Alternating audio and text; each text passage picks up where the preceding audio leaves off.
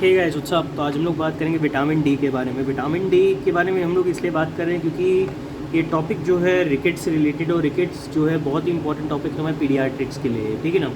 तो अगर रिकेट्स के बारे में हमें जानना है तो उसके पहले हमें थोड़ा सा विटामिन डी का जो है ओवरव्यू रहना चाहिए। अगर विटामिन डी के बारे में पता ही नहीं रहा तो हम रिकेट्स केवल रटेंगे, समझेंगे नहीं, ठीक है ना।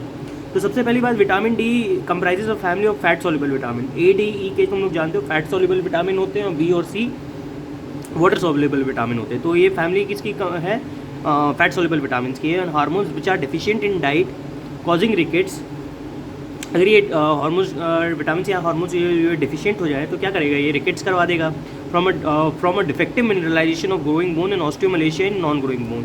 अगर ग्रोइंग बोन है तो डिफेक्टिव मिनरलाइजेशन कराएगा, और ऑस्टियोमलेशिया करा देगा नॉन ग्रोइंग बोन में। मतलब कि एडल्ट्स में ऑस्टियोमलेशिया करा सकता है, मतलब कि अभी मिनरलाइजेशन ही नहीं हुआ तो ऑस्टियोमलेशिया हो गया, बोन्स पतली हो गई। और अगर ग्रोइंग फेज में है तो डिफेक्टिव मिनरलाइजेशन करा देगा। तो इसके आरडीए क्या होता है? इसका आरडीए में क्या होगा? रिकमेंडेड डाइटरी अलाउंस क्या होगा इसका? मतलब कि एक दिन का होगा।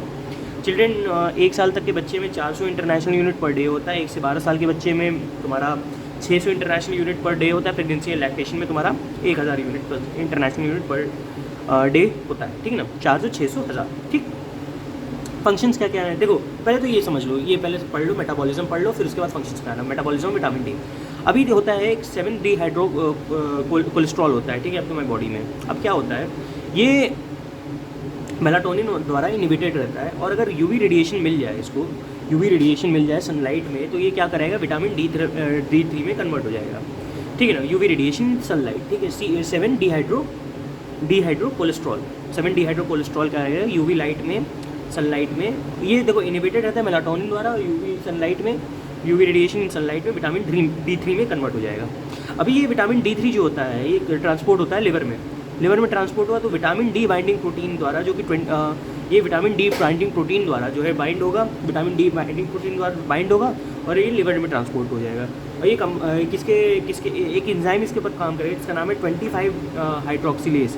तो ये 25 हाइड्रोक्सिलेज क्या करेगा? 25 हाइड्रोक्सी कोलिक कैल्सिफेरॉल बनाएगा। ये 25 हाइड्रोक्सिलेज है तो 25 OH जोड़ेगा इसमें। OH मतलब समझते हो, अल्कोहल ग्रुप जोड़ेगा, हाइड्रोक्सिलेज ग्रुप जोड़ेगा। तो 25 क्या होगा? हाइड्रोक्सी कोलिक एल्सिफेरॉल, हाइड्रोक्सी ग्रुप को जोड़ा तो विटामिन D3 क्या है? कोलिक एल्सिफेरॉल है, तो 25 हाइड्रोक्सी कोलिक एल्सिफेरॉल हो जाएगा। अब ये क्या है? किडनी में जाके 1 अल्फा हाइड्रोक्सिलेज इसमें और जुड़ेगा, तो किडनी में जाके, ठीक है ना। किडनी में जाके तो क्या बनाएगा? तो 2 हाइड्रोक्सिलेज हो गया, ठीक है ना। तो एक 1 पे है, 25 पे है, तो 1,25 डाई हाइड्रोक्सी कोलिक एल्सिफेरॉल ये हो जाएगा। अब यही जो है ये फंक्शनल फॉर्म है विटामिन डी का। अब ये क्या करता है? Binds to intracellular receptors and forms a complex. अब ये इंट्रासेलुलर रिसेप्टर से 125 di hydroxy cholecalciferol bind कर देगा इंट्रासेलुलर रिसेप्टर्स से। तो ये क्या कराएगा? ये कराएगा तुम्हारा कॉम्प्लेक्स बना देगा, और कॉम्प्लेक्स बना के क्या करता है? कैल्शियम का एब्जॉर्प्शन बढ़ा देता है। विटामिन डी बेसिकली क्या करता है? कैल्शियम का एब्जॉर्प्शन बढ़ाएगा, फॉस्फोरस का एब्जॉर्प्शन बढ़ाएगा, बोन से रिजॉर्प्शन करेगा। अगर देखो बेसिकली क्या होता है, अगर कैल्शियम का एब्जॉर्प्शन बढ़ा, फॉस्फोरस का एब्जॉर्प्शन बढ़ा, बोन का रिजॉर्प्शन हुआ, बेसिकली कैल्शियम का ये कंसंट्रेशन बढ़ाना है इसको, ठीक है। तो यही कर रहा है, बोन का रिजॉर्प्शन करवा के भी कैल्शियम कंसंट्रेशन बढ़ाना है।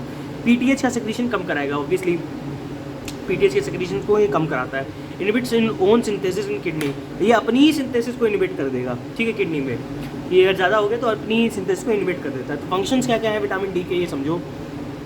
Increase resorption of calcium, intestine में रिजॉर्प्शन करा देगा, कैल्शियम का रीअब्जॉर्प्शन कराएगा। Increase calcium reabsorption in tubule, calcium का रीअब्जॉर्प्शन कराएगा ट्यूब्यूल्स में। बोन्स में भी mineralisation over osteoid tissue by remodelling the bone with osteoclastic activity. ये मिनरलाइजेशन करता है बोन्स का ओवर ऑस्टियोइड टिश्यू, ये मिनरलाइजेशन ही कराएगा बोन्स का। मिनरलाइजेशन ऑफकोर्स ये मिनरलाइजेशन ही कराएगा by remodelling the bone with osteoclastic. इसकी एक्टिविटी जो है ऑस्टियोक्लास्टिक होती है, लेकिन रिमॉडलिंग उसी से होती है ना कि पहले बोन खाएगा फिर ना रिमॉडल होगा।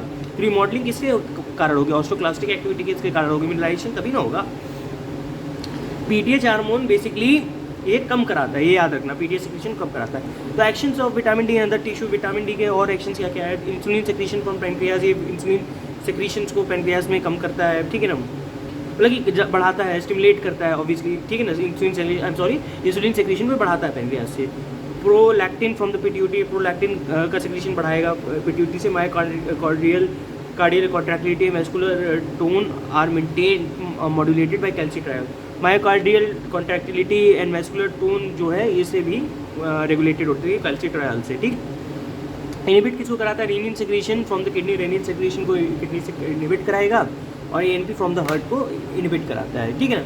तो ये कुछ बात रही तुम्हारी विटामिन डी के बारे में। उम्मीद है तुम्हें समझ में आया होगा। नेक्स्ट हम लोग बात करेंगे रिकेट्स के बारे में, जो कि बहुत ही इंपॉर्टेंट टॉपिक है पीडियाट्रिक्स का, और उसको सुन लेना अच्छे से।